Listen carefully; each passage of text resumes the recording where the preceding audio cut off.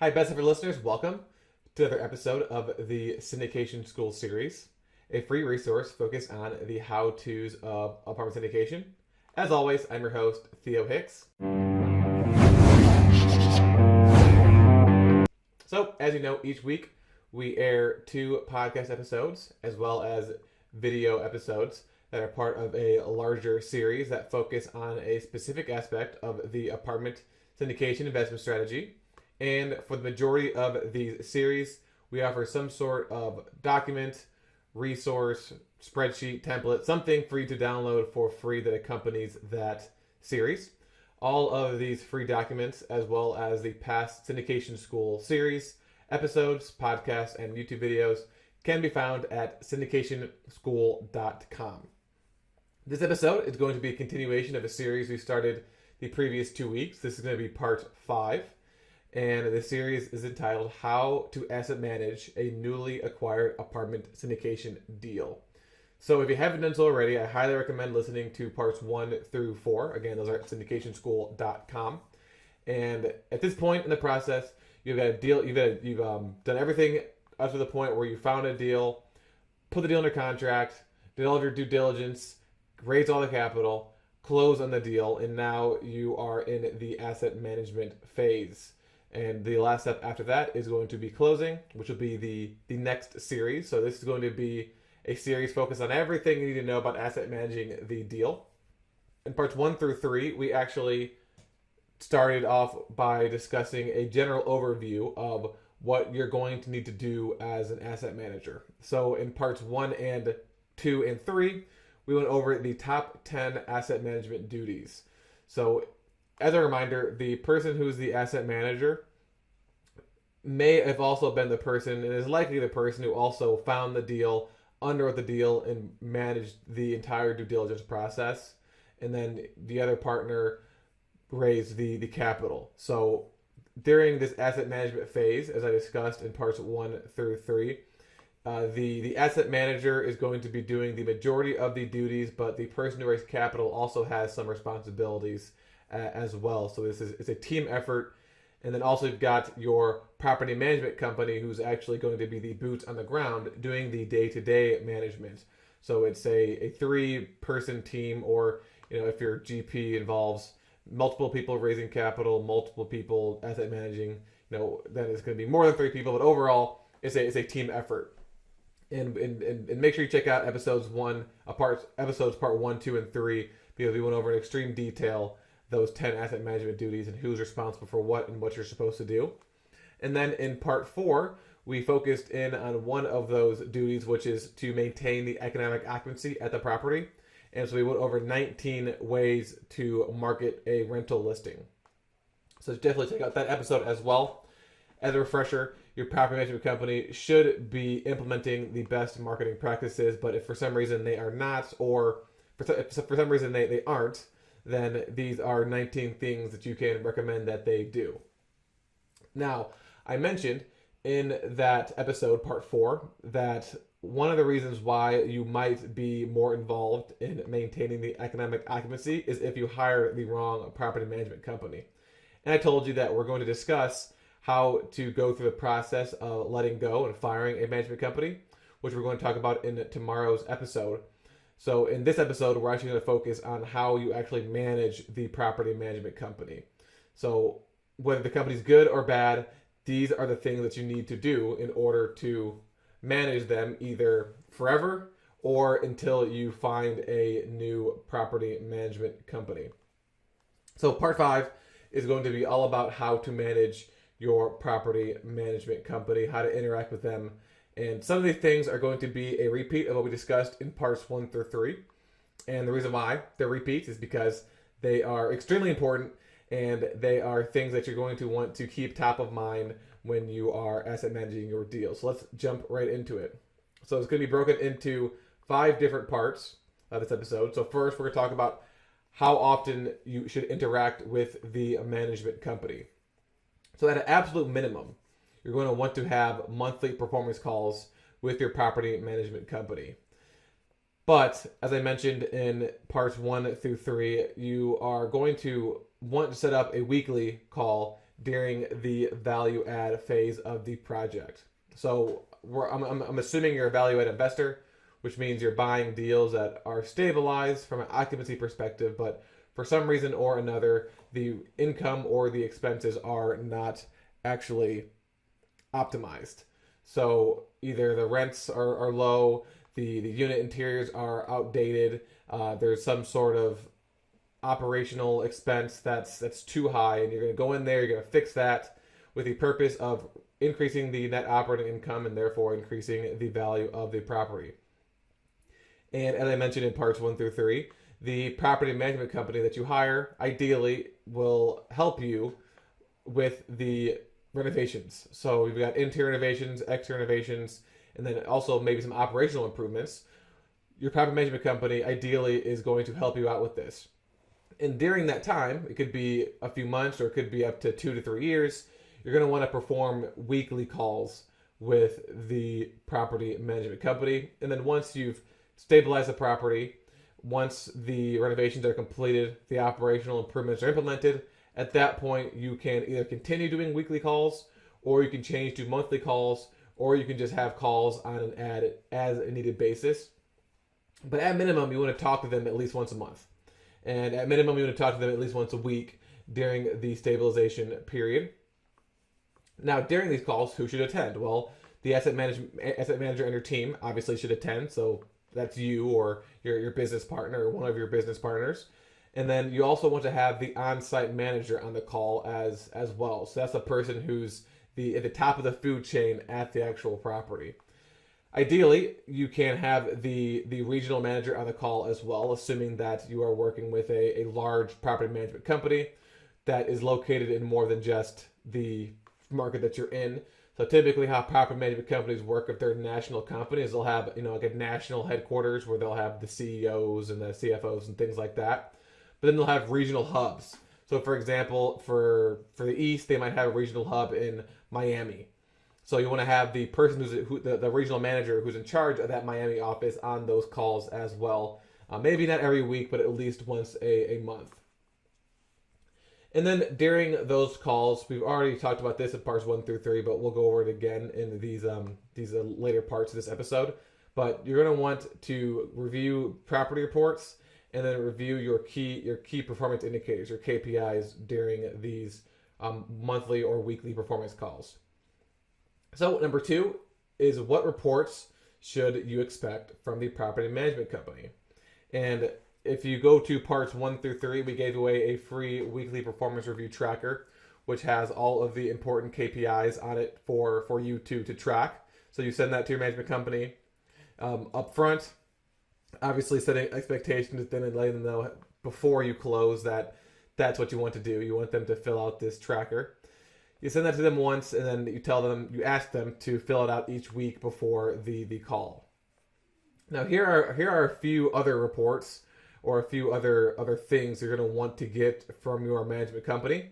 All of these should be on that weekly performance review tracker that we gave away for free. But if they are not, or if you want to get these as a actual separate document as opposed to filling out the template, here's what you should ask for. So number 1, you can ask for a box score. Now, a box score is a summary of the leasing activity at the property, including the number of move-ins and move-outs, the unit occupancy status. So out of all the units at the property, which ones are vacant but already leased, which ones are vacant but are no longer leased, which ones are vacant and are ready to be leased, which ones are, maybe a unit has been given an eviction notice, but you already have that unit leased, or you don't have it leased. It's a model unit, it's a down unit, it's being used for something else. Or there's all these different codes you can have for the unit to describe its current status. So you're going to want to know all that, and that should be included on the box score. And it's not going to be a list of every single unit. It'll just be a list of, okay, out of the 100 units, this many are vacant and leased, this many are vacant and not leased, this many are models leased and a notice but leased, etc.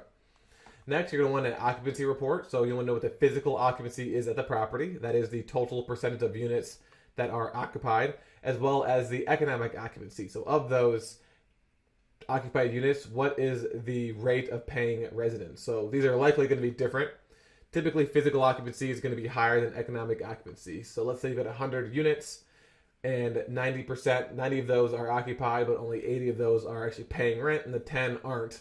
Well, then your physical occupancy is going to be 90% and your economic occupancy is going to be 80%.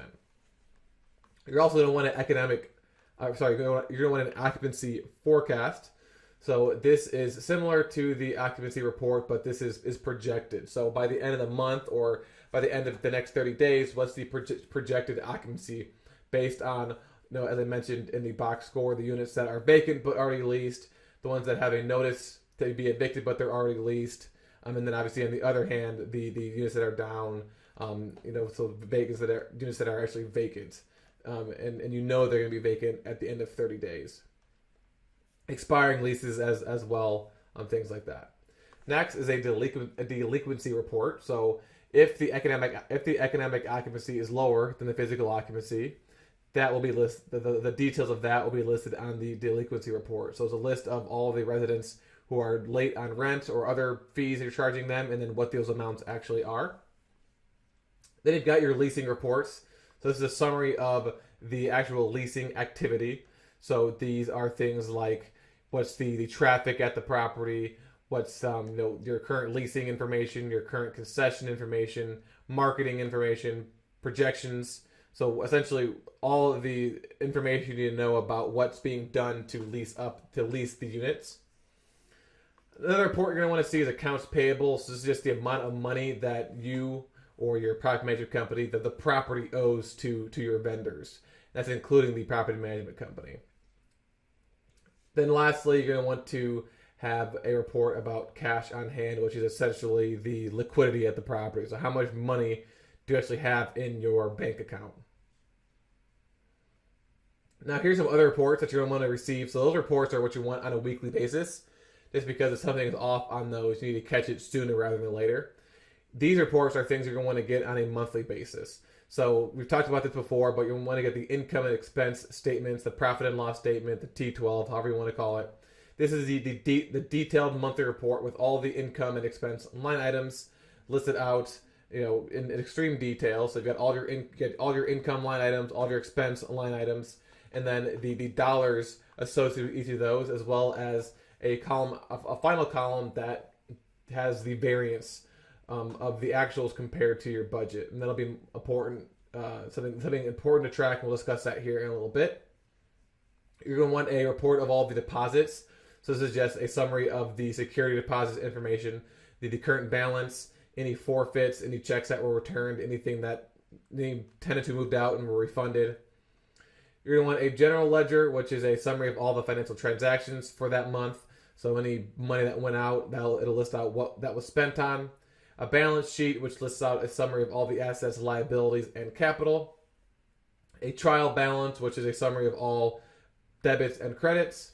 The rent roll, which we talked about before, which is a summary of all the unit information. So for each of the units, what's the occupancy status, market rent, current rent, when do they move in, or when are they going to move in, when did their lease start, when does their lease end, what other fees are they being charged, what's their security deposit, and what's their balance. You're also going to want to see the expiration reports, which is a summary of the expiring leases. And then finally, a maintenance report, which is a summary of the maintenance issues at the property currently, as well as the costs associated with fixing those issues. So that's a lot of reports, and all of these reports are essentially allowing you to track the performance of the property and make sure that your projections are on point with your actual expenses and your actual incomes and your actual future expenses and incomes are on point with your projections. And if they aren't, then you will be able to catch those by reviewing these various reports. Now, these are a lot of reports, and obviously your property management company may or may not send you all of these, which is why it's very important that, I mentioned this before, I keep mentioning it over and over again, that you set expectations with your property management company before you close on the deal, and ideally before you even have a deal. So you initially are interviewing property management companies, say you interview 10 management companies, and one of the things you want to bring up is that, hey, I would like to receive weekly and monthly reports. Is that something you guys can do? And they say yes or no. The ones that say no, so if they say yes, end up hiring them, after you hire them and you're starting to look at deals, or you have a deal in a contract, is at that point you would have mentioned, hey, send them an email. Here's a list of the reports I want on a weekly basis. Here's a list of the reports I want on a monthly basis. And then can we have weekly performance review calls to go over these reports during the stabilization period? And once we're done, we can go to monthly calls. If they say, no, we don't want to do any of that, then you might need to find another property management company. If they say, well, we can do this, this, and this, but we can't do this, this, and this, then you have to decide, well, do I want to continue with this property management company, or do I need to find someone else who will actually do all of this, send me all of this? So these aren't all the lists. These aren't all the reports you request. These are just ones that are pretty common. And your property management company, since they are common, should send you these. They should have some sort of software, which brings us into number 3, which is how to actually obtain these reports. And the best way would be to ask your property management company to just create some sort of custom report in their management software that automatically sends you these reports on a weekly or monthly basis. So someone at their company types in all the information for the property anyways, and then based off of all of that, they should have some sort of option to say, hey, I want a general ledger, I want a balance sheet, I want a rent roll, I want a maintenance report, I want to send the delinquency report, occupancy stuff, every single week. That way, it automatically sends to your email, and it's just they have to set it up one time, and that's it. So that's the best way to go about doing it. Which is why it's nice to have a management company that actually has their own software, and they're not just sending you, a scanned piece of paper with all this written out. Ideally, it's in PDF or Excel form, so you can open it up and easily see all the information that you need to see. Another way to find these reports is to actually get access to the property management company's software. So that might be another good question to ask your management company is, what software do you use, and will I have access to this software? That way, all they need to do is input the data each month, and then you can go in there and download each of those reports on your own. Now, if your management company does not use a software, or if you don't like the way the reports look for one reason or another, then the third option is for you to actually create your own custom spreadsheet. So essentially use that weekly performance review template that we provided in parts 1 through 3 and ask them to fill that out on the monthly and the weekly basis. But overall, you're going to want a management company that does this. And if they don't, you need to know before you close on the deal, because then if you end up closing on the deal and you realize that they're not going to send you this information, well, you're going to have a hard time tracking the performance of the deal. So that's number 3. Number 4 is, what metrics should you focus on the most? So I mentioned 10 plus reports, and each of those reports, there's probably 100 different metrics, 100 different KPIs to look at. So which ones are the most important? Well, and I've mentioned before, the most important is to track the cash flow coming in relative to your cash flow projections. And those are the projections you offer to your investors when you were securing commitments from them. So you're going to want to take a look at the income and expense report that you get on a monthly basis. And you want to look at that far right column, which is a variance, and see how similar or how off your forecasted projections were compared to the actuals. So for each line item, there's going to be a variance number, a positive or a negative number, and you want to focus on the items that have the greatest variance, or the very least that have the highest magnitude of variance. So if you expected to have an other income of X and the other income is Y, and X minus Y is $100,000, then you probably want to focus on that as opposed to something that's maybe a $10,000 variance or a $5 variance. So if you get your monthly report and you see that there's a massive variance in other income, for example, or in another income, well, then you're going to want to create a strategy with your management company during your weekly performance call on how to bring that line item back on track. So for the value-add business plan, again, that's you doing some sort of improvement to the income or expenses in order to raise the property value. The number of units that you projected to renovate each month relative to what you're actually doing is something else that you want to focus on, especially during the first 12 to 24 months, which is most likely going to be your stabilization period. And not only that, you also want to make sure you're tracking the actual rental premiums that you're getting for those renovated units compared to what you projected. And so those are the two things you really want to focus on. And all the other reports will help you identify why those are off. So why you have a high variance, why your rental premiums are off. So you essentially want to look at those two reports, the reports of the income and expenses, and then the renovation report. And if something's off, that's when you want to go through all of your other reports and see if you can identify exactly why that is off. Obviously, there's other metrics like leasing metrics, capital expenditure costs, total income, and others that may vary from what you projected during the actual value add portion of the business plan, just because you're doing renovations. And just because there's a variance doesn't necessarily mean there's an issue. So for example, let's say you've got your CapEx budget broken down by month, and you realize that month 6, your CapEx budget, your actual CapEx expense is way higher than the actual budget. Well, it doesn't necessarily mean that you're spending too much money on the renovations, or you your renovation estimates were too high. It could just mean you're ahead of schedule, right? It could just mean that instead of renovating 10 units a month, you renovated 15 units a month. So over the 6-month period, that's 30 extra units. So whatever that is going to, whatever that cost is going to be your variance. So every single variance isn't necessarily a negative, a problem, unless obviously you don't have the cash to be ahead of schedule. That's just one example.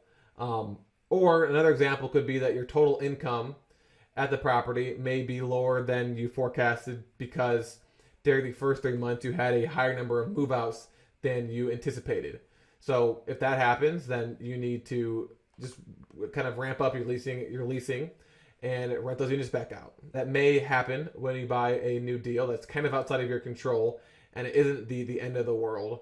But obviously, if, for example, you projected a rental premium of $150 and all you're getting is $50, then that's a pretty big issue that you need to figure out what went wrong and how to fix that, because $100 per unit across all 100 plus units is a huge variance in cash flow. So as I mentioned, the key metrics that you want to focus on are going to be the forecasted versus the actual rent premiums on those renovated units. Other metrics that you can track that may cause a high income or expense variance are a higher turnover rate than expected. Take a look at your economic occupancy rate. Take a look at the average days to lease a unit. Take a look at the revenue growth growth assumption that you had versus what's actually happening. Take a look at the traffic of potential prospective tenants coming in. Take a look at the number of evictions. Take a look at your leasing ratio and other metrics in those outlines, in those reports I mentioned above. And just make sure you're working with your management company if there's a variance. They should help you out. And then lastly, number 5 is, what are some other things that the best asset managers do? And well, I gave you a list of 10 of those in parts 1 through 3, but here are just a few other things I wanted to just briefly touch on. Number 1 is that you want to look at your property management company as an actual partner. So they're not just someone who's working for you, but they're a partner in the deal, because their actions have a very strong impact on the success of the deal. So when you are initially screening them as well as on an ongoing basis, ask yourself questions like, is this company someone that I would want to work with for a long time? Does their track record speak for itself? What are the tenants, either your tenants or tenants from other properties, saying about them? How professional are they when they're speaking with a potential tenant, which you can determine by actually role-playing or have someone role-play as a tenant and see how they interact with that person. Are they willing to make any changes? Do the employees that work for them like working there? Are they engaged on social media? So just things that you would want a partner to do are things that you want to determine on an upfront basis and an ongoing basis with the property management company. Next, the best asset managers also always look ahead. As I mentioned this in part 1 through 3 about those 10 asset management duties. You should always be evaluating the market. You should always be evaluating the competition to compare your property to them. You should be tracking and maximizing the income growth and expense decline on an ongoing basis. And you should ensure that your tenants that are living there are actually satisfied by checking your reviews, checking what people are saying about you on social media, as well as hosting community events. For the community events, we will be talking about that probably next week. A list of different events you can host for your residents to maximize their satisfaction and your retention rate. Also, just like you would a business partner, since your property management company is your partner, you want to watch what they're doing like a hawk in a sense, or like a snake or some other animal that has amazing vision. Because a lot of people, for the apartment syndication investment strategy, focus on the front end activities. So they talk about how to find deals, how to find money, how to whether they need to form an LLC or when they need to form an LLC. Thought leadership platforms, building a team, securing funding from lenders. Obviously, all those things are very important, but the asset management side of the syndication is not focused on as much because it's not as sexy. And also, it's something that you're going to be doing for years or even decades.